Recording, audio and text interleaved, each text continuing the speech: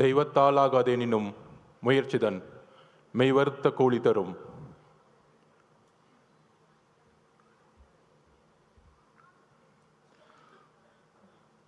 கழக பொருளாளர் திரு வெங்கட்ராமன் அவர்களே, இணை பொதுச் செயலாளர் திரு CTR நிர்மல்குமார் அவர்களே, கொள்கை பரப்பு பொதுச் செயலாளர் திரு அருண்ராஜ் அவர்களே, அண்ணன் பொதுச் செயலாளர் திரு ஆனந்த் அவர்களே, துணை பொதுச் செயலாளர் இந்த அவையை நடத்தி கொண்டிருக்கின்ற திரு ராஜ்மோகன் அவர்களே,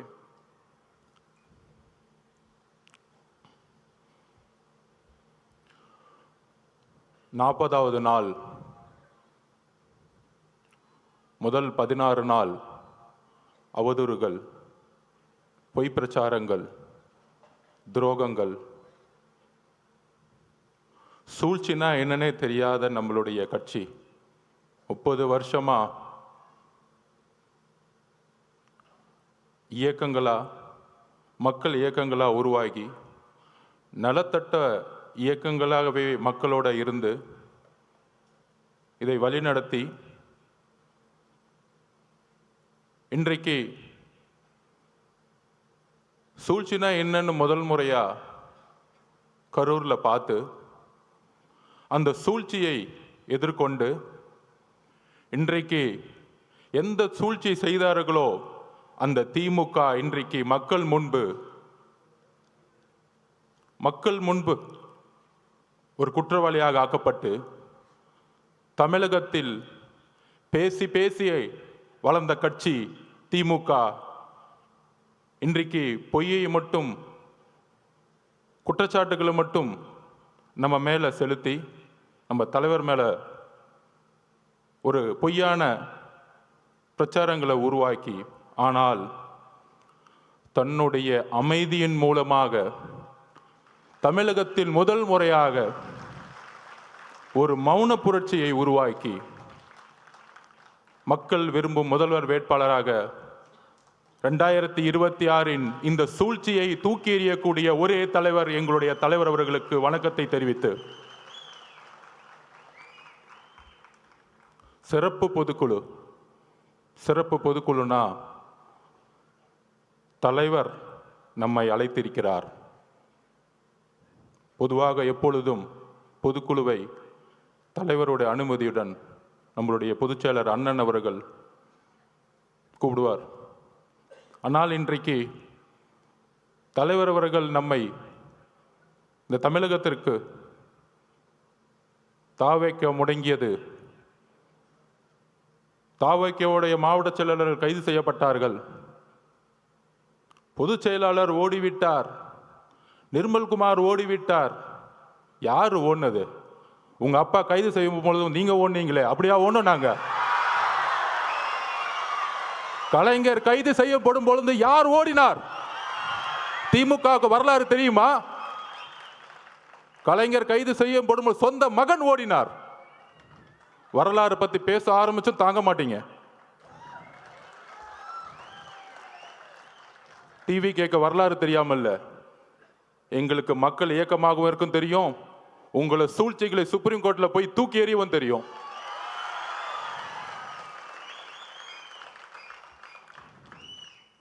என்ன பண்ணிட்டோம்?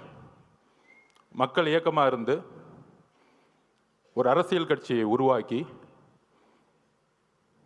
மக்களிட போய் ஒரு பிரச்சாரம் பண்றார். முழுவதுமாக மே மாதம் தன்னுடைய பணியிலிருந்து இந்தியாவிலேயே நம்பர் 1 அதிகமான சம்பளத்தை விட்டுட்டு அவருடைய உள்ளுணர்வு, நம்ம இந்த மக்களை பார்த்துட்டே இருக்கோம், சின்ன வயசுல இருந்து நம்ம நல்லா இருக்கிறோம், ஒரு பெரிய வீட்டில் இருக்கிறோம், ஒரு நல்ல காரில் போகிறோம், நல்ல எஜுகேஷனில் இருந்தோம். ஆனால் என்னுடைய பயணத்தில் தமிழ்நாடு முழுசும் தன்னுடைய தொழிலில் நடிக்க போகும் பொழுது, ஒவ்வொரு ஊராகவும் பார்க்கும் பொழுது இன்னும் குடிசைகளாகவே இருக்கே. தன்னுடைய தந்தை கலைஞர் பெருசாக பேசிவாங்க, குடிசை மாற்று வாரியத்தை உருவாக்கினார். ஆனால் இன்னைக்கு குடிசைங்களை தூக்கி எறிஞ்சிக்கிட்டு இருக்காங்க பெரிய பெரிய மாளிகைகளை கட்டுறதுக்காக. அப்படி தன்னுடைய பயணத்தில் ஒரு கட்சி ஆரம்பிக்கணும், மக்களிடம் போகணும், மக்கள்கிட்ட போய் நம்ம நான் அரசியலுக்கு உங்களுக்கு நல்ல விஷயங்களை வந்தால் என்னென்ன செய்வேன், பிரச்சாரத்தில் என்னென்ன தவறு நடந்துட்டுருக்கு, நிர்வாகம் என்ன தவறு நடந்துட்டுருக்கு, தமிழக வெற்றி கழகம் நம்ம தோழர்களும் நானும் ஆட்சிக்கு வந்தால் என்ன நிர்வாக மாற்றங்களை உருவாக்க முடியும்னு மக்கள்கிட்ட சென்றுட்டு இருக்கார். மதுரை மாநாட்டில் சொன்னார், நீங்கள்லாம் போய் ஒவ்வொரு வீடாக மக்களோட சப்போர்ட் கேட்குறீங்க, நான் ஆல்ரெடி வீட்டுக்குள்ளே போயிட்டு தான் மக்கள்கிட்ட வரேன்.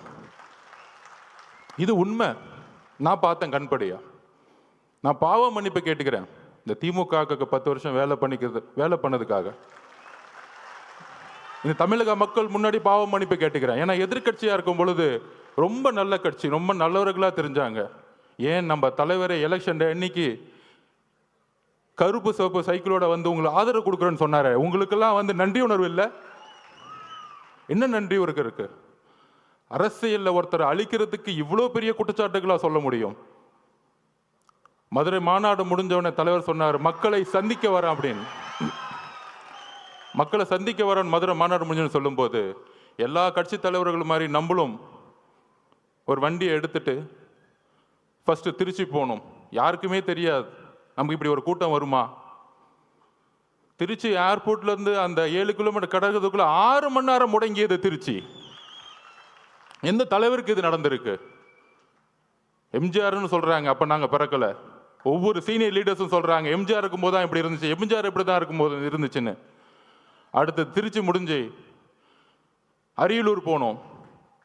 அரியலூர் போறதுக்கே நைட் ஈவினிங் 4 மணி ஆயிடுச்சு. 4 மணிலேருந்து பெரம்பலூர்ல இருந்த மக்கள் 7 மணி நேரமா வெயிட் பண்ணிட்டு இருந்தாங்க, 70,000 பேர். அதுல முக்கியமா பெண்களும் குழந்தைகளும். அப்ப எஸ்பி சொன்னார், சார் 1 மணி ஆயிடுச்சு சார், இப்ப ஏதாச்சும் அசம்பாவிதம் ஆயிடும் போதுன்னு. துடிக்கிறார் தலைவர். நமக்காக 7 மணி நேரம் வெயிட் பண்றாங்களே, நம்ம போய் மூஞ்ச காமிச்சிட்டு வந்துருவோமே. ஆனா காவல்துறை அனுமதி இல்லை. வண்டியை லெஃப்ட்ல திரும்பிட்டு ஒரு கலங்கிய கண்ணோட பெரம்பலூர்ல இருந்து கிளம்பினார். அவர் தான் எங்க தலைவர்.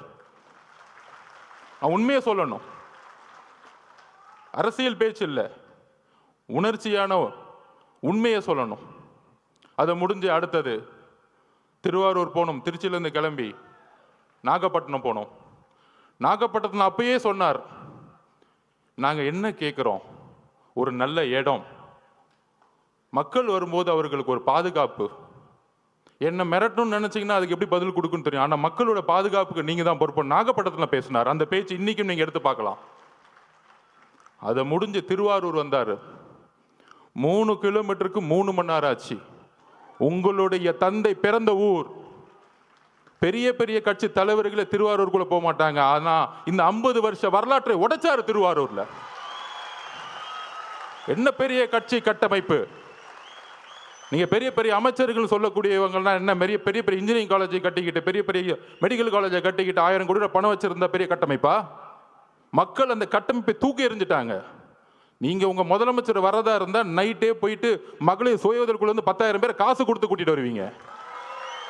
உங்க துணை முதலமைச்சர் வந்தாருன்னா, கோயம்புத்தூர்ல வந்தாருன்னா, போக்குவரத்து துறையில இருந்து பஸ்ஸை கூட்டிட்டு வந்து மக்களை கூட்டிட்டு வந்துட்டு இருக்கீங்க. நாங்க மக்களை அப்படி கூட்டிட்டு வந்தோமா? எங்க தலைவரை பார்க்க வரல. தலைவர் இன்னைக்கு தமிழகத்திற்கு ஒரே நம்பிக்கை, அன்போட மக்கள் வந்துகிட்டு இருக்காங்க. அதை கூட உங்களுக்கு புரியல.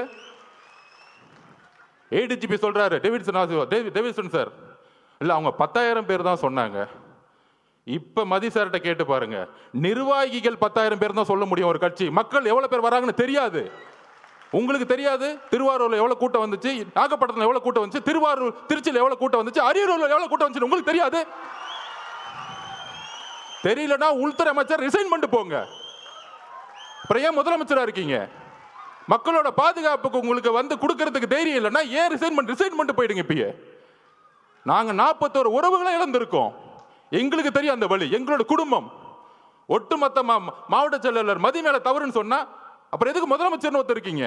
ஒரு இன்டெலிஜென்ஸ் எதுக்கு இருக்கு? ஆதவர்ஜன சாப்பிட்டாரா தூங்குறாரா பாக்குறதுக்கா, இல்ல தலைவர் வீட்டு விட்டு வெளியே வந்தாரா பாக்குறதுக்கா இன்டெலிஜென்ஸ் இருக்கு?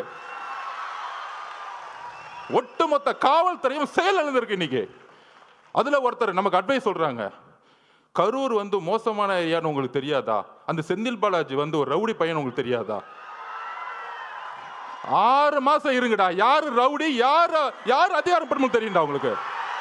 யாருக்கிட்ட? 30 நாள் அண்ணன் அமைதியா இருக்கான்னு பார்த்துட்டு இருக்கீங்களா? அந்த எண்ணத்துக்கு நான் ஒரு பதில் சொல்றேன். நேற்று கோவை மாவட்டத்தில் நம்மளோட சகோதரி மிகப்பெரிய பாலியல் பலாத்காரத்துக்கு உட்படும் பொழுது தவறு நடந்துச்சுன்னு எல்லாம் போராட்டம் பண்றாங்க. கோயம்புத்தூர்ல போராட்டம் பண்றாங்க. அதுக்கு உடனே திமுக ஆதரவாளர்கள் அந்த பொண்ணு ஏன் 11 மணிக்கு அங்க போச்சு? அறிவு இல்லையாடா திமுக காரங்களுக்குலாம்? அறிவு இல்லை? நீங்க எல்லாம் பெண் குழந்தைங்க பெற்றிருக்கீங்களா இல்லையா? உங்களுக்கு அறிவு இருக்கா இல்லையா? பெண்ணும் ஆணும் எங்க வேணாலும் போகணுங்கிற சுதந்திரம் இருக்கக்கூடிய தமிழ்நாடு தலைவர் வந்த பிறகு மாத்து வர்றா. அந்த மாதிரி தான் திமுக வாடகை வாய்கள் நமக்கு வந்து அட்வைஸ் பண்றாங்க. ஏன் கரூர் போனாங்க?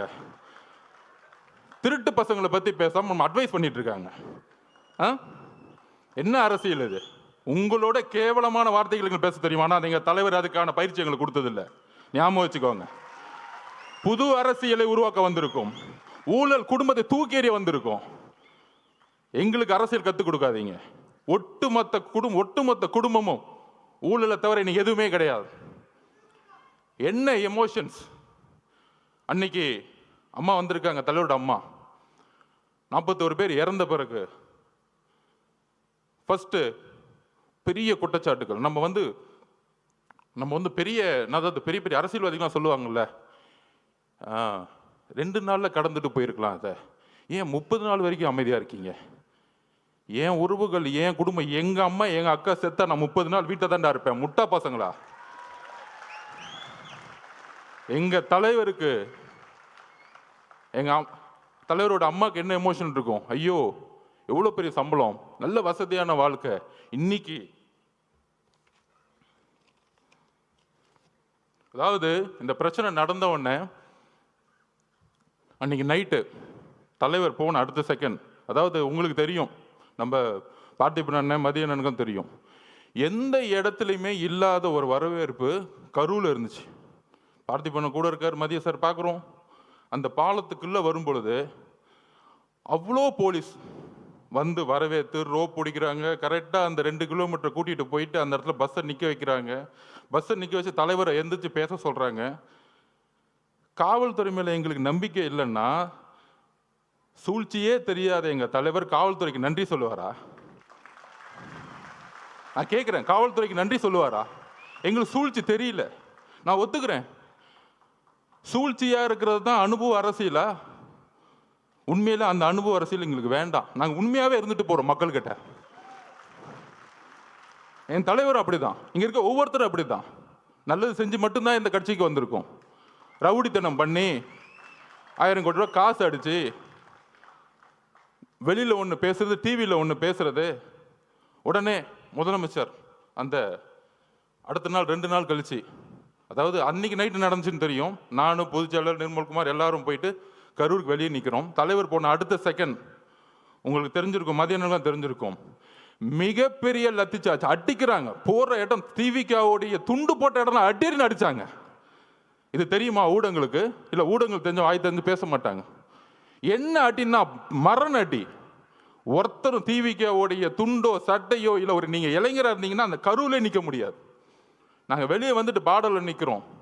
மேலே நிர்வாகத்தில் இருந்து கூப்பிட்டா இல்லை வராதிங்க, இல்லை நம்ம ஒரு 500 பேரோட போனால் திருப்பி ஒரு கலவரன்னு ஒரு சுச்சுவேஷன் உருவாக்குவாங்க. அப்போ நம்மளுடைய டாக்டர் பிரபுலாம் போய் ஹாஸ்பிட்டலில் உள்ளே இருக்கிறாங்க. அங்கேருந்து நாங்கள் ஃபோன் பண்ணி கேட்டுட்ருக்கோம், என்ன ஆச்சு, இத்தனை பேர் இறந்துட்டாங்களா? அங்கேருந்து தகவல் வருது, பெரிய பெரிய ஜட்ஜஸ் இன்னைக்கு போட்டிருக்காங்க, கரூரில் மெடிக்கல் ஹாஸ்பிட்டலில் சரியான உபகரணங்களே கிடையாதுன்னு ரிப்போர்ட் வருது. ஏன் பக்கத்தில் பிரைவேட் ஹாஸ்பிட்டல்லாம் சேர்க்கலை? அப்போ தாவேக கட்சிக்காரங்க ஹாஸ்பிட்டல் பக்கமே வரக்கூடாது, அங்கேயே வெளியேறுங்க. இவங்கெல்லாம் ஓட்டாங்க, தலைவர் ஓட்டார். யாரா ஓடுனது? வந்தால் நீங்கள் என்ன பண்ணுவீங்கன்னு எங்களுக்கு தெரியாது. 75 வருஷம் கழிச்சு உங்களுக்கு சூழ்ச்சி என்னன்னு தெரியாது. எம்ஜிஆரையும் ஜெயலலிதாவையும் சூழ்ச்சி பண்ணி என்ன பண்ணீங்கன்னு எங்களுக்கு தெரியாது. இதே மாதிரி தான் 97 கோர்ட் ஆர்டர் வாங்கி ஜெயலலிதா அரெஸ்ட் பண்ணிட்டாங்க. அப்போ என்ன தெரியுமா வந்து ஆர்குமெண்ட்டு, பேச்சுவார்த்தை அரசியல் விட்டே போயிடுமா? இவங்களுக்கு எப்படின்னா, இந்த ஒரு குடும்பம் மட்டும்தான் அடுத்த 100 வருஷத்துக்கு வேற யார் ஏற்று வந்தாலும் தூக்கி எறிஞ்சிருது. இன்னைக்கு பெரிய பெரிய பார்த்தீங்கன்னா 30 நாள் தெரியும், பெரிய பெரிய சினிமா ஸ்டார்ஸ், உலக நாயகங்களுக்கெல்லாம் போய் ரெட் ஜெயினில் சைன் போட்டு சினிமாவுக்கு போயிட்டாங்க. எங்கள் தலைவர் நினச்சிருந்தா இதே ரெட் ஜெயினில் 500 கூட சம்பளம் வாங்கிட்டு என்னமோ பண்ணுங்கன்னு சொல்லிட்டு போயிருப்பார். ஏன்னா தூக்கி எறிக்கு தானே வந்திருக்காரு உங்களை, அந்த கோவம் தானே உங்களுக்கு. யாருமே எத்து கேட்கக்கூடாது. நான் சொன்னோம்ல, பிறப்பார்வத்தில் முதலமைச்சர் கூடாது. என்ன பிரச்சனைனா அதான் நெப்போ கிட்ஸ். இந்த நேபாளத்தில் புரட்சி வந்து யார் யாரெல்லாம் வந்து பக்கா ஷூட்டிங்கு, அதுக்கு அடுத்தது வந்தாரு பாருங்க ஷூட்டிங்கு, அதுக்கு அடுத்தது வந்தாரு பாருங்க மகேஷ் பொய்யாமொழி. மக்கள் எங்க உண்மை தெரிஞ்சிச்சுன்னா இந்த 2 பேரை பார்த்தே உண்மையை கண்டுபிடிச்சிட்டாங்க. இன்னைக்கு எங்க தலைவர் மேல நைட் ஃபுல்லா விமர்சனம், அவர் ஓட்டாரு ஓட்டாரு ஓட்டாரு அப்படின்னு. அந்த 2 பேர் கேமரா வேணுங்கன்னே கொண்டு வந்து வர வச்சு, அங்கே நில்லுங்க கேமரா நில்லுங்க, நாங்கள் 2 பேர் நிற்கிறோம். ஒருத்தன் அப்படியே கையை பிடிச்சி நெளிகிறான். சாரி தப்பா பேசாதீங்க, உரிமையில பேசிட்டு நெளிகிறாரு. அடுத்தது நம்ம மகேஷ் பொய்யாமொழி. அதாவதுங்க நமக்கு வந்து ஒரு வீட்டில், இப்போ எங்கள் அம்மாவை நான் சின்ன வயசுல இழந்துட்டேன். நம்ம உறவுகள் அம்மாவும் அக்காவும் குட்டி குட்டி குழந்தைங்க இருக்கும்போது முதல் வாய் வார்த்தையே வராது. நாங்கள் அப்படிதான் நிற்கிறோம் எல்லாருமே. பொதுச் செயலாளர் என்னன்னு தெரியாமல் அப்படியே மயங்க நிலையில் நிற்கிறார் பொதுச் செயலாளர். நாங்கள் அப்படியே நிற்கிறோம். இதுக்கப்புறம் அரசியல், நம்ம மேலே குற்றச்சாட்டுகள் எதுவுமே அடுத்த 48 மணி நேரத்துக்கு எங்களுக்கு எதுவுமே தெரியல. அதுக்கப்புறம் தான் என்ன நடக்குதுன்னு டிவியில் பார்க்க ஆரம்பிக்கிறோம். இதுதான் உள் உணர்வு. அப்போ தலைவருடைய உணர்வு எப்படி இருக்கும்? அமைதியாக போய். தலைவரோட அம்மாவோட உணர்வு எப்படி இருக்கும்? ஐயோ, இந்த முரசொலியில் இவங்க பண்ணுற உண்மை என்னன்னு தெரியும். முதலமைச்சர் என்ன பண்ணார்? அடுத்த 2 நாள் கழிச்சு இதில் வந்து எந்த கட்சி தலைவரும் தன்னுடைய கட்சியை வந்து இறக்குறதுக்கெல்லாம் நினைக்க மாட்டாங்க சொன்னாரா இல்லையா? நல்ல புள்ள மாதிரி. ஆனால் முரசொலியில் சொல்கிறாங்க, தாவேக்கா கொல்லும் நீதி வெல்லும், 41 உயிர்களை கொன்ற விஜய். இப்போ தெரியுதா திமுகவுடைய நிலைப்பாடு என்னன்னு தெரியுதா? இதே முரசொலியில். அப்போ இவங்களோட நோக்கம் என்ன? 77க்கு அப்புறம் எம்ஜிஆரை ட்ரை பண்ணாங்க, அம்மா ஜெயலலிதா மடத்தை ட்ரை பண்ணாங்க. அதுக்கப்புறம் யார் இவங்களை எதுக்கு வந்தாலும் ஏன் காமராஜரே பொய்யா சொல்லி தூக்கி எறிஞ்சாங்க. ஆனால் அந்த சூழ்ச்சியை ரொம்ப அமைதியாக இருந்து, இது அரசியல் சாணக்கியத்தில் தன்னுடைய உண்மை உணர்வு, அந்த மக்களுக்கிட்ட இருக்கிற உணர்வு. அந்த என்ன உணர்வுனா, தலைவருடைய அம்மா என்ன நினைப்பாங்க? ஐயோ குழந்தைக்கு இப்படி ஆயிடுச்சு, இப்படி பொய் சொல்றாங்களே, சூழ்ச்சி பண்றாங்க அப்படின்னு சொல்லும் பொழுது, இதே உணர்வை தான் அவருடைய அமைதி தமிழ்நாட்டிற்கு ஒட்டுமொத்த தாய் குலமும் ஒரே மாதிரி நினைச்சிருக்காங்க. தலைவரோட அம்மா மட்டும் அப்படி நினைக்கல. அதனால தான் இவங்க மாட்டிக்கிட்டாங்க.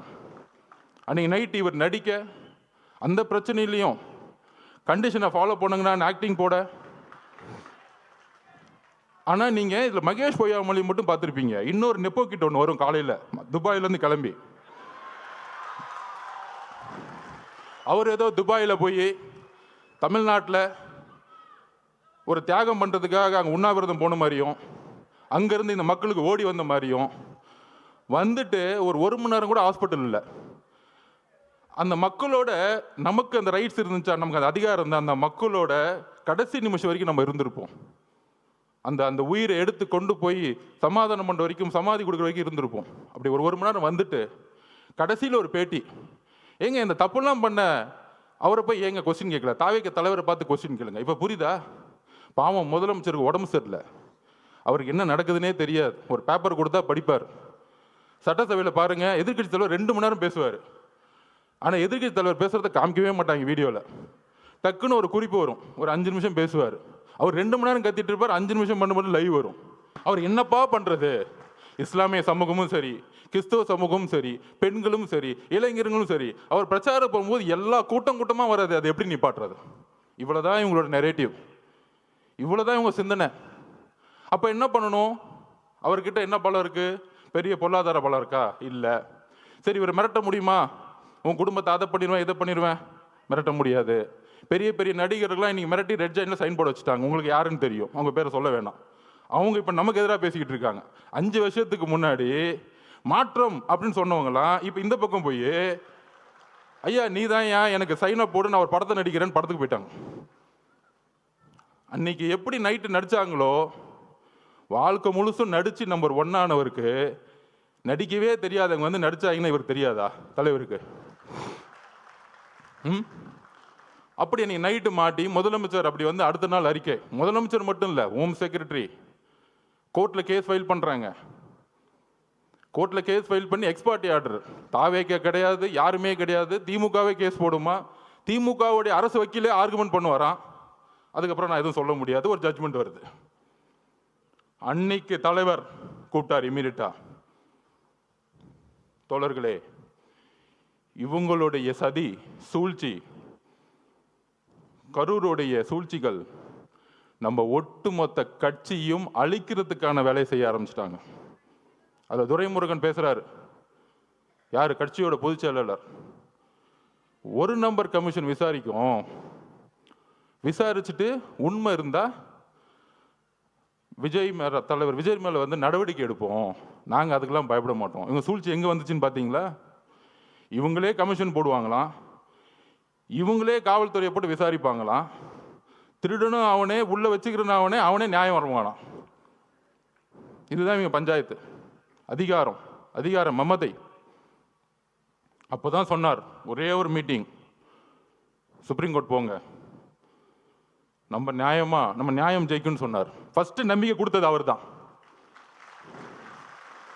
இந்த சும்மா சொல்றாங்க பாருங்க, இவர் ஆலோசனை கொடுக்குறாரு, அவ்வளோ ஆலோசனை கிடைக்கிறாரு, எல்லாத்தையும் பார்த்து தான் வந்திருக்காரு. அவருக்கு எந்த ஆலோசனையும் தேவையில்லை.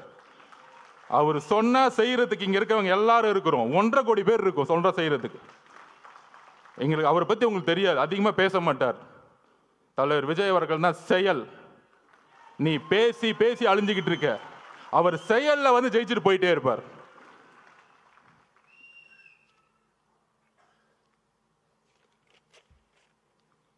அதாவது இந்த கரூர் இன்சிடென்ட், கரூருக்கு முன் கரூருக்கு அப்புறம்னு சொல்லலாம். இந்த 41 குடும்பத்தையும் தலைவர் இங்க வந்து பார்த்தாரு. ஏன் பார்த்தாரு? உடனே அனுதாபம்லாம் நம்ம அங்கே தானே போகணும், இவர் ஏன் அங்கே போல, கரூருக்கு ஏன் போல? அதுக்கு நான் பதில் சொல்றேன். கரூர் காவல்துறை இருக்கு பாருங்க, ஒரு வினோதமான காவல்துறை. நம்ம பார்த்திபனுக்கும் மதியனுக்கும் தெரியும். 8 நாளுக்கு முன்னாடியே 9 நாளுக்கு முன்னாடியே மனுவை கொடுக்குறாங்க. அது நம்ம தவறு தான் ஒத்துக்கலாம், ஏன்னா நம்ம காவல்துறையை நம்பணும்ல, அதுதான் நம்மளுடைய மிகப்பெரிய தவறு.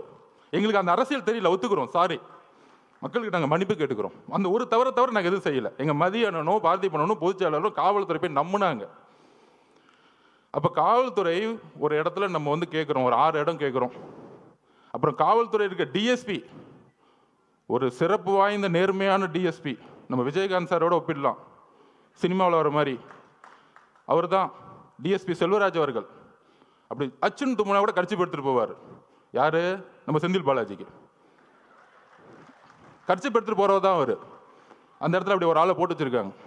இருக்கு, வந்துட்டாரு உங்க அப்பா சிபிஐ வந்திருக்காங்க, டெல்லியிலேருந்து வந்திருக்காங்க.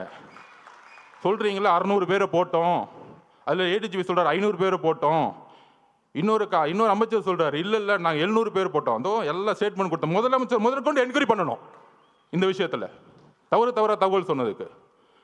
அப்ப அண்ணன் மனு கொடுக்குறாரு. அந்த டிஎஸ்பி பார்த்திபன் கூட சண்டை போடுறாரு. எல்லாம் பதிவு இருக்கு, எல்லாம் சொல்லுவார் அண்ணன். என்ன சண்டை? அதுல வந்து கலெக்டர் வந்து ஒரு சர்க்குலர் அனுப்புறாரு. என்ன சர்க்குலர்? 4 இடம் நீங்க எதை வேணா சூஸ் பண்ணிக்கலாம். அந்த 4 இடத்துல நம்ம கேட்ட இடம் ரவுண்டானா, கரெக்டான பார்த்திபன் லைட்டஸ்ட் ரவுண்டானா கேட்குறோம். இது ஆல்ரெடி கவர்மெண்ட் சர்க்குலர் கொடுத்துருக்க இடம். இதை டிஎஸ்பி அனுப்புறாரு. ஆனால் அடுத்த நாளே உத்தரவு வந்திருக்கும். அச்சுன்னு தும்பிட்டார்ல அவரு, ஊருக்குள்ள கூட்டிட்டு வராத. ஏன் ஊருக்குள்ள கூட்டிட்டு வரக்கூடாது? ஊருக்குள்ள கூட்டிட்டு போய் தலைவர் அந்த இடத்துல ரவுண்டான நின்றுட்டா ஒட்டுமொத்த மக்களும் ஓட்டு மாறிடும், வேற ஒன்றும் கிடையாது. இதுதான் அரசியல். அவர் முகத்தை யாரும் பார்த்துடக்கூடாது. ஊருக்கு வெளியே ஓரமாக ஒரு ரோட்டுக்குள்ளே போ, அங்கே நீ என்னை பற்றி பேசுகிறேன்னா ஃபஸ்ட்டு செருப்பத்துக்கு அடிப்பேன், கலைப்புறம் பண்ணி பேசாமல் கிளம்பணும். இதுதான் திமுகவுடைய ரவுடி அரசியல். இந்த ரவுடி அரசியல் நமக்கு தெரியல, இதை நம்ம உணரல. காவல்துறை என்ன சொன்னுச்சு? நீங்கள் பத்திரமா இந்த தெருவிலே வாங்க, பாதுகாப்பெல்லாம் நாங்கள் பார்த்துக்கிறோம். காலையில் 9:30 மணிலிருந்து ஈவினிங் அவர் எந்தெந்த நொடியிலிருந்து வராரோ எல்லாமே லைவ்ல ஓடிக்கிட்டு இருக்கு. காவல்துறைக்கு தெரியாதா அவர் எங்க வராருன்னு? இன்னும் 1960 இருக்கும் தினத்தந்தி பேப்பர் அடுத்த நாள் வர தெரியறதுக்கு. ஒவ்வொரு நாமக்கல்ல இருந்து ஒவ்வொரு 5 கிலோமீட்டர்லையும் 5000-10,000 பேர் நிப்பாட்டுறாங்க பஸ்ஸை. ஒரு இடத்துலையும் ஒரு காவல்துறை கிடையாது. எங்களுடைய பாதுகாப்பை பற்றி நாங்கள் பேசல. மக்கள் திடீர்னு கூட்டம், ஒரு கோயிலுக்குள்ள, திருச்செந்தூர் கோயிலுக்குள்ள ஒரு சாமியை பார்க்க ஒரு 20 லட்சம் பேர் வந்தாங்கன்னா எந்த அளவுக்கு முன்னெச்சரிக்கணுமோ அதே முன்னெச்சரிக்கை எங்கள் தலைவர் எடுத்து ஆகணும். நாங்கள் கூட்டிகிட்டு வரல. 10-20% தான் நிர்வாகிகள் இருக்காங்க. எங்களுக்கு தெரியாது எவ்வளோ மக்கள் வருவாங்கன்னு. அப்போ உங்களுடைய உளவுத்துறையும் காவல்துறையும் மக்களுக்கான பாதுகாப்பு கொடுக்கணும் தான் உங்களை தாழ்மையோடு கேட்டுக்கிறோம். அரசியலை என்ன கைது செய்யுங்க, யாரை வேணால் கைது செய்யுங்க, அதை ஃபேஸ் பண்ணிக்கலாம். ஆனால் மக்கள் என்ன ஆனாங்க? மக்களோட உயிரை வச்சு ஏன் விளாடணும்? அதுதான் கேவலமான எண்ணம். என்ன எண்ணம்? மக்களுக்கு எதாவது ஆச்சுன்னா அந்த பழியை அவர் மேலே போட்டு சூழ்ச்சி பண்ணி கட்சியை முடக்கி கட்சியை தூக்கி எறியணும். முதலமைச்சர் ஸ்டாலினோட ஒரே குறிக்கோள் என்ன தெரியுமா? தன்னுடைய மகனுக்கு போட்டியே இல்லாமல் ஒரு விஷயத்தை உருவாக்கிட்டு போயிடணும். அதிமுக அவங்க போட்டியை நினைக்கிறது இல்லை. ஒரே போட்டி 1977க்கு அப்புறம் 26% இன்னைக்கு தாண்டின ஒரே கட்சி நம்மளுடைய தலைவர். சும்மா டிவிக்கு எப்போ பார்த்தாலும் ஒரு பெரிய டிவி சேனல் ஒரு சேனலை முடக்கிட்டாங்க. நம்ம சகோதரர் சொன்ன மாதிரி புதிய தலைமுறை. அவர்கிட்ட நான் பேசும்போது என்ன சொன்னாங்க, ஏன் லைவ் போடுறோம்னா ஒவ்வொரு சனிக்கிழமை அன்னைக்கும் நம்பர் 1 சேனலில் 1,20,00,000 பேர் பார்க்குறாங்க. நம்பர் 2 புதிய தலைமுறை 80,00,000 பேர் பார்க்குறாங்க. அவங்க ஆட்டோமேட்டிக்காக மக்கள் எங்கே இருக்குமோ அங்கே தான் சேனல் இருக்கும். அப்போ மக்களுடைய சந்திப்பு, மக்களுடைய கமிட்மெண்ட் எங்கே இருக்குன்னா தலைவர்கிட்ட இருக்கு. ஒரு மாற்றம் வராதா? ஒரு உண்மையான ஒரு ஒருத்தர் மாட்டா. அவர் திருட மாட்டாருப்பா. ஏன் திருட மாட்டாரு? அவர் தான்ப்பா பெரிய சம்பளத்தை விட்டுட்டே வராரு. இவங்கெல்லாம் திருட்டு பசங்க, இந்த படுபாவிங்க. இத்தனை நாளாக நாங்கள் வேற ஆள் இல்லை. இதெல்லாம் ஊரில் ஒரு சாதாரண ஒரு பாட்டி பேசுகிறாங்க. உங்களுக்கு தெரியும், ஐயோ அங்கே நேரு இருக்கார், எப்படி ஜெயிப்பார்? 2011 உன் நேருலேருந்து எல்லாம் தூக்கி எறிஞ்சாங்க மக்கள். என்ன பேசிட்டு இருக்கீங்க? என்ன அரசியல் எங்களுக்கு தெரியாது. ஐகுமோரில் ஒரு பெரிய மினிஸ்டர் தூக்கி எறிஞ்சாங்க, ஒரு சைக்கிள் கடைக்கார வச்சு ஜெயிச்சாங்க. அதுதான் தமிழக வெற்றி கழகம். நீ உன் கட்டமைப்புலாம் தூக்கி எறிவார். உன் பொதுச் செயலரில் தூங்க முடியாமல் எந்திரிக்காம, அதுக்கு ஏன் பொதுச் செயலர் எவ்வளோ மேட்ரு? ஏன் பொதுச் செயலரை பார்த்து நீ மீம்ஸ் போட்டுட்டு இருக்க? எந்திரிச்சு ஒரு வாக்கிங் பண்ண சொல்ல உன் பொதுச் செயலரை. சட்டசபையில் உட்காந்து கிண்டல் பண்ணிக்கிட்டு கேலி பண்ணிக்கிட்டு எதிர்கட்சிகளை என்ன அவை நாடா, ஒரு அவை நாவடக்கம் கூட தெரியாம சட்டசபையை கேலி பொருளாக்கிக்கிட்டு எப்போ பார்த்தாலும் சட்டசபைக்கு போனா ஐயா உதயநிதி வாழ்க, ஐயா உதயநிதி. என்ன தியாகி அவரு? சட்டசபையா என்ன பண்ணிட்டு இருக்கீங்க? இது கேள்வி கேட்டால் போதும், என் மேலே ஒரு எஃப்ஐஆர். நான் புரட்சியை உருவாக்கிட்டேன்னா ஆமாம், எல்லாம் ஊர்லேருந்து எல்லாம் ஆம்ஸ் இறக்கி நடு ரோட்டில் நின்று துப்பாக்கி எடுத்து சுட்டுட்டு இருக்கோம். இதுக்கு ஒரு எஃப்ஐஆர், இதுக்கு ஒரு மிரட்டல். அதில் துரைமுருகன் நாங்கள் என்ன நடக்கணும்? தைரியம் இருந்தால் கை வைங்கடா, என் தலைவரை பார்த்துருவோம். தைரியம் இருந்தால் கை வைங்கடா. என்ன அதிகாரம் இருந்தால், போலீஸ் இருந்தால், தைரியம் இருந்தால் முதல் வீட்டுக்குள்ளே போயிடுங்க. நான் கேட்குறேன், ஒட்டுமொத்த காலேஜில் இருக்க இளைஞர்களும் உங்கள் வீடு தேடி வருவாங்க, ஞாபகம் வச்சுக்குவாங்க. ஆயுத எழுத்து படம் பார்த்துருக்கீங்களா? பெரிய ரவுடி எழுத்து நிற்பாங்க. அந்த படத்தில் மணிரத்னம் சார் எழுதியிருப்பாரு, இளைஞர் புரட்சி. அந்த புரட்சி தான் 26 உருவாகிட்டு இருக்கு. நீ காசை கொடுத்து கூட்டிட்டு வருவ. அதுக்கு நான் உதாரணம் சொல்லிடுறேன். நாமக்கல்லேருந்து கரூர் வந்துட்டு இருக்காரு அண்ணன், நான் உள்ள இருக்கிறேன். அதுக்கு முன்னாடி ஒரு பெரிய காலேஜ் இருக்கு மேடம். மதியானம் என்ன நடந்தது? குமாரசாமி காலேஜில் இருந்து 5000 ஸ்டூடெண்ட்ஸ் ஓடி வருவாங்க. நான் 2 கிலோமீட்டர் பார்க்குறேன். அண்ணன் பார்க்குறாரு, என்னப்பா அங்கேருந்து ஒரு கூட்டம் ஓடி விட்டது, என்னப்பா அது அப்படிங்கிற. ஒட்டுமொத்த காலேஜும் ஓடி வராங்க. அதில் ஃபோன் வேறு எடுத்துகிட்டு வராங்க, கத்தி எடுத்துகிட்டு வரும்போது ஃபோன் எடுத்துகிட்டு வந்துட்டு இருக்காங்க. அதில் நண்பர்களே, இதுதான் மிகப்பெரிய விஷயம். அதில் 5000 பேர்த்துல 3000 போது பெண்கள் ஓடி வராங்க. இதுதான் அரசியல் மாற்றம். நீ சொல்ற நேரு, வேலு, செந்தில் பாலாஜி தூக்கி எறிஞ்சிட்டு இளைஞர்கள் போயிட்டே இருப்பாங்க. ஞாபகம் வச்சுக்கோங்க. காவல்துறையை பார்த்து பயப்படுற நினைச்சிட்டு இருக்கீங்களா? எங்களுக்கு எந்த பயமும் இல்லை. நாங்கள் ஒரே ஒரு கோரிக்கை தான் மக்கள் முன்னாடி வைக்கிறோம். மக்கள் பாதுகாப்புக்கு காவல்துறை தான் பொறுப்பு. எங்கள் பாதுகாப்பு. என் மேலே எஃப்ஐஆர் போடுங்க, எங்கள் பொதுச்செயலாளர் அரெஸ்ட் பண்ணி உள்ள வைங்க, நாங்கள் எதிர்கொள்ளுக்குவோம். சுப்ரீம் கோர்ட்டு கூட போய்க்குவோம். எங்களுடைய ஒரே ஒரு தொண்டை மேலே கை வைங்க, சுப்ரீம் கோர்ட்லேருந்து ஆர்டர் வரும். நாங்கள் இப்போ சொல்கிறோம், எங்களுக்கு நீதித்துறை மீது, நீங்கள் நீதித்துறை வச்சு அரசியல் பண்ணினா எங்களுக்கு நீதித்துறையில் என்ன, எங்களுக்கு சீனியர்ஸ் இருக்காங்க. எங்கள் கட்சி உட்காந்து சாதாரண கட்சி நினச்சிக்காதீங்க, எங்களுக்கும் தெரியும் அரசியல். ஆனால் மக்கள் பாதுகாப்பு, அந்த பாதுகாப்புக்கு நீங்கள் தான் முதல். இப்போ கூட எஸ்ஓபியை போட்டோம். நம்ம நிர்மல்குமார் அவர்கள் நம்ம சட்டத்துறை போட்டோம் ஹைகோர்ட்டில் நம்ம கேஸ் ஃபைல் பண்ணியிருக்கோம். எப்படி எல்லா கட்சிகளுக்கும் சமமாக ஒரு ரூல்ஸ் அண்ட் ரெகுலேஷன் உருவாக்குங்க. நமக்கு மட்டும் ஒரு நாளுக்கு முன்னாடி தருவாங்க. ஆனால் திமுக மட்டும் தன்னுடைய புள்ள ரோட் ஷோ போகலாம், அவர் ரோட் ஷோ போகலாம். அது எனக்கு புரியல. எல்லாம் ரோட் ஷோன்னா சாதாரணமாக நினச்சிக்கிறாங்க. ரோட் ஷோன்னா மக்கள் இருக்கணும். வெறும் ரோட்டில் போகிற ரோட் ஷோ கிடையாது. உதயநிதியில் ரோட் ஷோ போயிட்டு இருக்காரு. அது நம்ம பசங்க மீம்ஸ் எடுத்து போட்டுட்டு இருக்காங்க. வெறும் ரோட்டில் அப்படி கை கும்பிட்டு லெஃப்ட்லேயும் ஆளை காணும், ரைட்லேயும் ஆளை காணும். யாரை பார்த்து இந்த பூனை வந்து சூடு போட்டுக்குமே புளியை பார்த்து, எப்போ பார்த்தாலும் நம்ம தலைவர் பண்ணுறதையே பார்த்து பண்ணுறது. அவர் ஏர்போர்ட்டு இறங்குனா கூட்டம் வருதுன்னா மக்கள் வராங்க, உடனே இவங்களும் ஏர்போர்ட் விட்டுனா கூட்டம் வரணும். நம்ம உதயநிதி போறாருன்னா ரோட்டில் போடுறாருன்னா ரோட் சைடு லெஃப்ட் ரைட்டு பார்க்குறாரு, எவனுமே மதிக்கல. இப்போ கூட நேற்று கூட பாருங்க, வெள்ளூரில் வாக்கிங் போயிட்டு இருக்காரு, யாராவது ஓடி வந்து பார்க்காங்க. எங்கள் தலைவர் வெள்ளூரில் வாக்கிங் போட்டோம், அன்னைக்கு வெள்ளூரை முடங்கி போயிடும். என்ன பேசுறீங்க நீங்க? உங்களுக்கு தான் தெரிஞ்ச அரசியல் திமுகனா கொள்கை, கொள்கை நாங்கள் தான் கொள்கை, எங்களுக்கு தான் கொள்கை தெரியும். நான் ஒத்துக்கிறேன். 1967 அண்ணா உருவாக்கும் போது நாங்களும் அண்ணா வழியில் இருக்கவங்க தான். அண்ணாவோட கொள்கையை நாங்கள் வந்து கடைப்பிடிக்கிறோம், தலைவர் கடைப்பிடிக்கிறாரு. அண்ணாவோட கொள்கை என்ன? பெரிய திராவிடன் 4 மணி நேரம் பேசுவான், எல்லோரும் சமமாக நினைக்கிறது தான் அண்ணாவோட கொள்கை. எங்கள் தலைவர்கிட்ட பேசி பாருங்க 1 hour. இங்கே இருக்கிற பிஎல்ஏ நம்பர் 1 தான், பொதுச் செயலாளர் 1 தான். அங்கே ஒரே ஒரு டிஸ்கிரிமினேஷன் வந்து தூக்கி போட்டு போயிட்டே இருப்பார். எல்லாரும் சமமாக இருங்க. அப்போ அண்ணாவோட குறிக்கோள் என்ன? சாதியை பார்த்து அவர் அரசியல் பண்ணல, மதத்தை பார்த்து அரசியல் பண்ணல, பணத்தை பார்த்து அரசியல் பண்ணல, ஊழலுக்காக அவர் வரல. இதுக்கு மேலே என்னப்பா கொள்கை வேணும் எங்கள் தலைவருக்கு? சொல்லுங்க.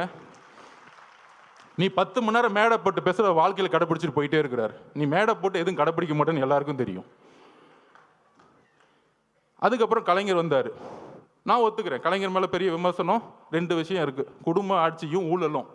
அதில் பெரிய விமர்சனம். இன்னொன்று சமூக நீதியை கொஞ்சம் உருவாக்குனாரு, அதில் எங்களுக்கு எந்த விதமான இல்லை. ஏன்னா தலைவருக்கு கலைஞரே பிடிக்கும், அதை கூட நாங்கள் ஒத்துக்கிறோம். இப்போ இருக்கிற ஸ்டாலின் திமுக இருக்கு, அவர் விமர்சனம் பண்ணி பிரோஜனம். அவருக்கு உடம்பு சரியில்லை, அவர் நடந்துக்கிட்டு இருக்காரு, ஆனால் சுற்றியில் என்ன நடக்குன்னு தெரியாது.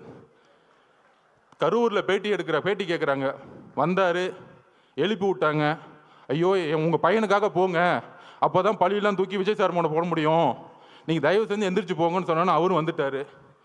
5 வருஷமா எந்த சாவுக்கும் போலையாம். ஃபோனில் அஜித்குமார் கூப்பிட்டு அம்மா மன்னிச்சுக்கோமான்னு சொல்லுவாராம். ஆனால் தாவே மேலே குற்றம் சொன்னவொன்னே கிளம்புனாரு பாருங்க, சார்ட்டர் ஃப்ளைட் பிடிச்சி.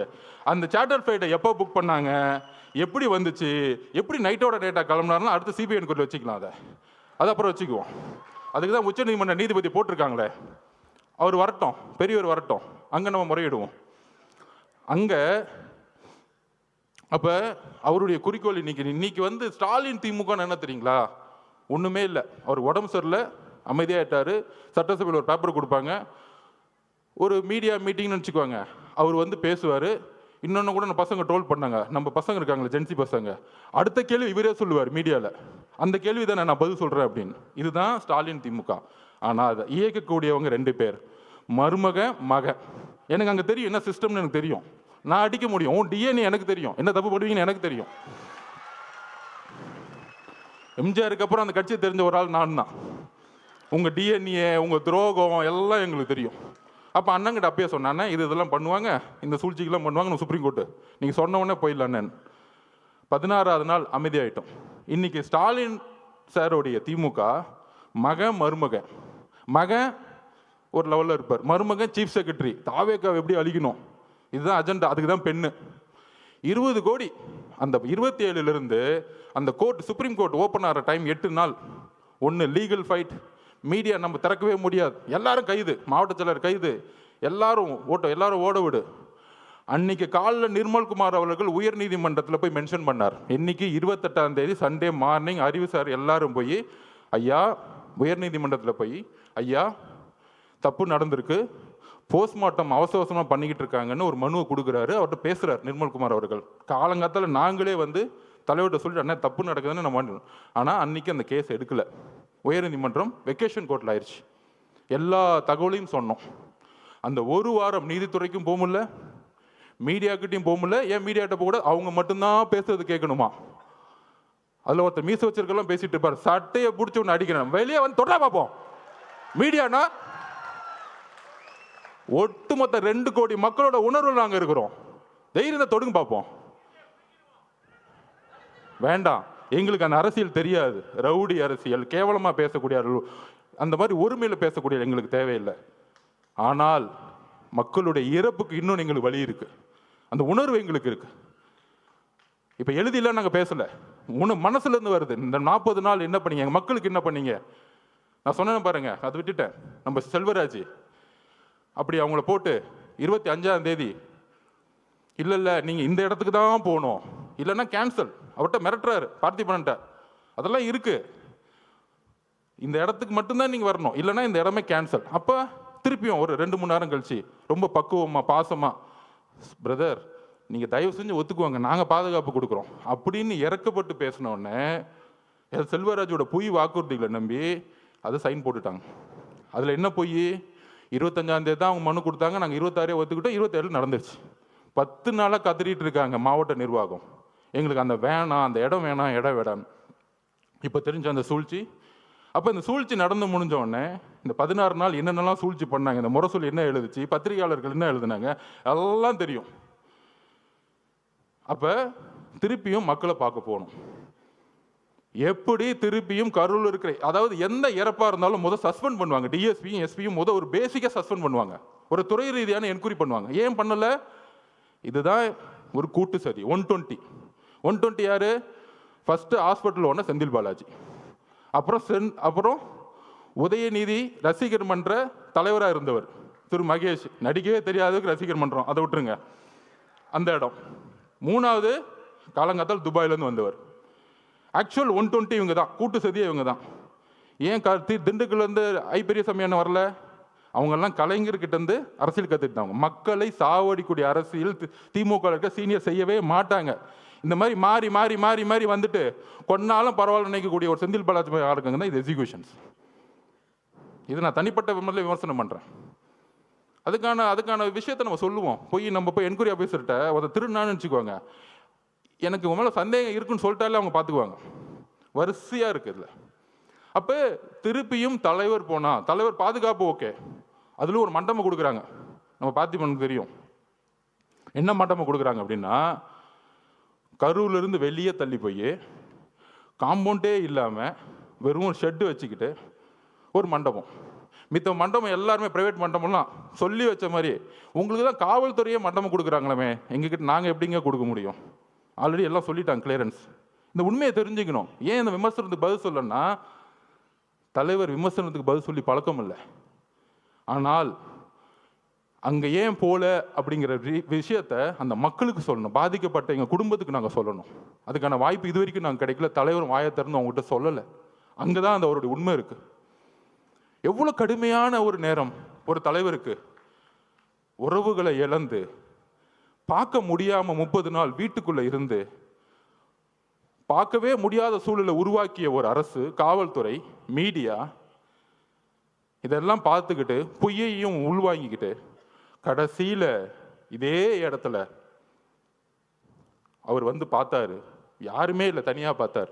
எந்த விதமான இதுவுமே இல்லை, ஆடம்பரம் இல்லை, ஒன்றுமே இல்லை. மீடியாவில் இது வரைக்கும் ஒரு சின்ன பிக்சர் வெளியே வரல. இதுதான் தமிழக வெற்றி கழகம். மக்களுடைய உணர்வை வைத்து அரசியல் பண்றது தமிழக வெற்றி கழகம் கிடையாது. அவரை பார்த்துட்டு 10 நிமிஷம் சாப்பிடல, 9 மணிலேருந்து 6 மணி வரைக்கும் தன்னுடைய கண்ணீரை மட்டுமே அவங்க முன்னாடி நின்றுட்டு இருந்தார். ஒரு மிகப்பெரிய ஆளுமை, தமிழ்நாட்டின் மிகப்பெரிய எதிர்காலம், முதலமைச்சர், ஒரு மிகப்பெரிய நடிகர், திரையில மக்கள் கொண்டாடக்கூடியவர். ஆனால் மக்கள் முன்னாடி அழுது கண்ணீரை சேர்ந்து அந்த 30 நாள் அம்மா, அக்கா, குழந்தைங்களை பார்த்து அதுக்கப்புறம் என்னால் பேச முடியல. என்னெல்லாம் பேட்டி கொடுத்தாங்க தெரியும். அப்படி நடந்துச்சா எனக்கு இது வரைக்கும் உள்வாங்க முடியல. அவர் அப்படி பார்க்க முடியுமா அப்படின்னு. ஆனால் 9 மணி நேரம் கண்ணீர் விட்டு சிந்திய ஒரே தலைவர் எங்களுடைய தலைவர். உங்களை மாதிரி நைட்டு 3 மணிக்கு மலர் விலையை வச்சுட்டு 7வது நாளில் உங்களுடைய ஹெல்த் மினிஸ்டர் வச்சுட்டு இட்லி கடை படம் பார்க்க போகிற, இட்லி கடை படம் பார்த்தா எங்கள் தலைவர் கிடையாது. அப்படி ஒரு கட்சி கிடையாது எங்களுது. அப்போ அந்த வலியை ஒட்டுமொத்த தமிழ்நாடும் பார்க்கக்கூடிய எங்கள் தலைவர் 41 குடும்பத்தையும் அன்றைக்கு தத்தெடுத்தார். வாழ்க்கை முழுவதும் இந்த கட்சி தத்தெடுத்தது. இங்க இருக்கக்கூடிய 1.5 கோடி மக்களும் ஒரு ஆளா நாங்கள் இருக்கிறோம் பார்த்துக்கிறதுக்கு. அந்த வார்த்தைகளை கொடுத்து ஒரு விடை பெறும் பொழுது எங்களுக்கு தெரியும் அவருடைய உடல் மொழி எவ்வளவு இறுகி இருந்தது எங்களுக்கு தெரியும். அப்படி ஒரு தருணத்தை எங்க அண்ணனை நாங்கள் பார்த்ததே கிடையாது. அப்படி பார்க்க கூடாதுன்னு நாங்கள் நினைக்கிறோம். அந்த சூழ்ச்சியும் அந்த உணர்வும் இப்ப யோசிக்க ஆரம்பிச்சிட்டார். எந்த மக்களை நீங்க கை வச்சீங்களோ, பொதுவா அமைதிக்கு பின் புயல் வரும். இப்போ புயலுக்கு பின் அமைதி வரும்னு சொல்லுவாங்க. இப்போ ஒரு அமைதிக்கு பின் ஒரு புயல் வரப்போகுது, நீங்கள் பார்ப்பீங்க. ஏன் நிப்பாட்டினாங்க? ஏன்னா நம்ம 26% கிராஸ் பண்ணிட்டோம். தலைவரால் இன்னும் தமிழ்நாடு முழுவதும் பிரச்சாரம் பண்ணும் பொழுது தனியாகவே அவரால் ஜெயிக்க முடியும். இதுதான் உண்மை. எம்ஜிஆர் கட்சி திறக்கும் போது இவங்க கூட்டணி வருவாங்களா, அவங்க கூட்டணி வருவாங்களான்னு நினச்சி பார்க்கல. இதில் எதிர்கட்சிக்கு வேற நீங்கள்லாம் வந்து இந்த கொடூரமான திமுகவை வந்து அழிக்கணும்னா நாங்கள் தான் ஒரு பெரிய கட்சி, எங்களோட சேர்ந்துக்குவாங்க. அங்கே ஒரு மட்டம் தட்டுது. நம்ம இந்த தீய சக்தியை அழிக்கிறதுக்கு எம்ஜிஆர் உருவானார். அதுக்கப்புறம் அம்மையார் ஜெயலலிதா அவர்கள் அதை வந்து உருவாக்குனாங்க. அதுக்கப்புறம் ஒரே தலைவர், எங்களுடைய தலைவர் மட்டும்தான் இந்த தீய சக்தியை தூக்கி போட முடியும். அதில் நாங்கள் தெளிவாக இருக்கிறோம். நண்பர்களே, ரீசண்டாக நம்ம இந்தியாவுடைய பெண்கள் அணி வெற்றி பெற்றதை பார்த்துருப்பீங்க. 83க்கு அப்புறம் 25, 83 ஆண்கள் அணி ஜெயிச்சது கபில் தேவ் ஜெயிச்சார். அதுக்கப்புறம் பெண்கள் அணி ஜெயிச்சாங்க. அவங்க வெற்றி பெற்ற பிறகு சொன்ன வார்த்தைகளும் வழிகள் என்ன தெரியுமா? ஆண்கள் அணியை, இந்தியாவுடைய மென் டீமை வந்து எப்பயுமே இந்த உலகம் கொண்டாடும், இந்தியா கொண்டாடும். ஆனால் பெண்களை எங்களை வந்து கொண்டாடினது கிடையாது. இந்த ஒரு வெற்றி ஒட்டுமொத்த பெண்களுக்கும் கிடைத்த வெற்றின்னு சொன்னாங்க. அது மாதிரி 2026 எந்த மாதிரி காலகட்டத்தில் நம்ம இருக்கிறோம்? தன்னுடைய குடும்பத்தில் இருக்க மகனை முதலமைச்சராக மட்டுமே குறிக்கோள், வேற எந்த குறிக்கோளும் கிடையாது. கொள்கைன்னு சொன்னாங்களே, நான் சொன்ன மாதிரி தான். அண்ணா அவர்கள் 67 ஆரம்பிக்கும் பொழுது ஒரு கொள்கையாக ஒரு கட்சி ஆரம்பிச்சா திமுகவை. கலைஞர் கொஞ்சம் சமூக நீதியை பார்த்துக்கிட்டு குடும்பத்தையும் ஊழல் அமைச்சர்களையும் உருவாக்குனாரு. அதுக்கப்புறம் இன்னைக்கு இருக்க ஸ்டாலின் திமுக காந்தியை மட்டும்தான் ஃபாலோ பண்ணுறாங்க. உடனே காங்கிரஸ்காரங்க தப்பாக நினச்சக்கூடாது. என்னங்க எங்கள் தலைவரை வந்து திமுகவோட நோக்கி நீங்கள் கொண்டு போகிறீங்க அப்படின்னு சொல்கிறீங்க. உங்கள் கையில் காசு இருந்தால் ஒன்று எடுத்து வச்சுக்கோங்க. இந்த காந்தியை மட்டும்தான் அவங்க ஃபாலோ பண்ணுறாங்க. இந்த காந்தி இல்லைன்னா இன்னைக்கு எந்த கவர்மெண்ட் ஆஃபீஸ்குள்ளேயும் போக முடியாது. நம்ம செந்தில் பாலாஜி அவர்களை திட்டுவோம், நேரு அவர்களை திட்டுவோம், பெரியசாமி அவர்களை திட்டுவோம், இந்த அமைச்சர்களை திட்டிக்கிட்டு இருப்போம். ஆனால் ஒட்டுமொத்த பணமும் ஒரு குடும்பத்துக்கு போய் மொத்தமாக சேர்ந்துக்கிட்டு இருக்கு. இதுதான் அவங்களுடைய அரசியல். இந்த அரசியலை ஒழிக்கணும்னா ஒரே தலைவர், நேர்மையான, உறுதியான, தைரியமான, மக்களுடைய உணர்வை உணர்ந்து கொண்டு அவர் அப்ப அடிக்கடி சொல்லுவார், அரசியல்னா என்னன்னு தெரியுமாங்க? மக்களோட உணர்வுல நம்ம வந்து இருக்கணும். இன்னைக்கு மக்கள்கிட்ட உணர்வுக்கு அப்பாற்பட்டு இருக்கிறவங்க தான் இன்னைக்கு இருக்க தலைவர்கள். அதனால தான் நைட்டு மலர் வளையம் வைக்கிறது, அடுத்த நாள் கிளம்பிடுறது, 3வது நாள் ஒரு தலைவரை குற்றச்சாட்டு சொல்றது, அவங்களுடைய பொதுச் செயலர் எப்படி அரெஸ்ட் பண்ணலான்னு தேடுறது. இதுதான் அரசியல். இந்த அரசியலுக்கு அப்பாற்பட்டு நம்மளுடைய வெற்றி, டிவிகேவுடைய வெற்றி எப்படி இருக்கணும்னா, ஊழல் மட்டும் இல்லை. இன்னைக்கு வந்து தஞ்சாவூரில் ஒரு விவசாயி நெல்லை உற்பத்தி பண்ணுறதுக்கு 4 மாதம் சாவுறாங்க. ஆனால் அந்த நெல்லை கொள்முதல் பண்ணுறதுக்கு ஒரு ஊழல். தலைவர் அதை வந்து திருவாரூரில் சொன்னார். அதுதான் இப்போ நடந்துச்சு. இந்த மாதிரி ஒவ்வொரு ஊரில் போய் நடக்கக்கூடிய ஊழல்களை சொல்லக்கூடிய, அதை போய் மக்கள்கிட்ட சேர்க்கக்கூடிய ஒரே தலைவர் நம்மளுடைய தலைவர். வரக்கூடிய 2026 வெற்றி நம்ம தலைவரை முதல்வராக்குவது மட்டும் இல்லை, அவர் ஏதோ முதலமைச்சராகணும், ஒரு பதவி வெறி இருக்குது, அதிகார வெறி இருக்குது, கிடையாது. ஒரு விவசாயிக்கு குறைந்தபட்ச கூலியை உருவாக்க வேண்டும். இன்னைக்கு நம்ம பேசிட்டு இருக்க நேரத்தில் மெரினா பீச்சில் தூய்மை பணியாளர்கள் போராட்டம் பண்ணிட்டு இருக்காங்க. ஆனால் இந்த முதல்வரும் துணை முதல்வர் என்ன பண்ணாங்கன்னா, அப்போ போராட்டம் நடந்துட்டு இருக்கும்போது அந்த குழு வந்து நம்மளை பார்த்தாங்க. போராட்டம் அவங்க கூலிக்காக போராட்டம் பண்ணிட்டு இருக்காங்க. இவங்க கூலி படமே பார்த்துட்டு இருக்காங்க. இப்போ தெரியுதா உணர்வு? தூய்மை பணியாளர்கள் கூலி கேட்டு போராட்டம் பண்ணிட்டு இருக்கும்போது கூலி படத்துக்கு ரிவ்யூ பண்ணிட்டு இருக்காங்க. இதுதான் உணர்வற்ற அரசியல். தமிழக வெற்றி கழகத்தில் இருக்க தோழர்களும் தலைவர்களும் கட்சிகளும் உணர்வுடன் மக்களோடு இருக்கிறோம். விவசாயிக்கு பிரச்சனைனா அதை மாற்றணும்னு சொல்லிட்டு நம்ம ஒரு அதிகாரத்துக்கு வரணும்னு நினைக்கிறோம். அந்த அதிகாரம் மக்களுக்கானதாக இருக்கட்டும், அந்த அதிகாரம் சமூக நீதிக்காக இருக்கட்டும், அந்த அதிகாரம் மத சார்பின்மைக்காக இருக்கட்டும், அந்த அதிகாரம் ஊழலுக்கு எதிரானதாக இருக்கட்டும். வரக்கூடிய அரசு இளைஞர்களுக்காகவும் பெண்களுக்காகவும் பெண்கள் பாதுகாப்பு அரசாக நம்ம தலைவர் கொடுப்பார் என்ற உறுதியோடு உங்களுடன் பயணிக்கிறேன். நன்றி, வணக்கம்.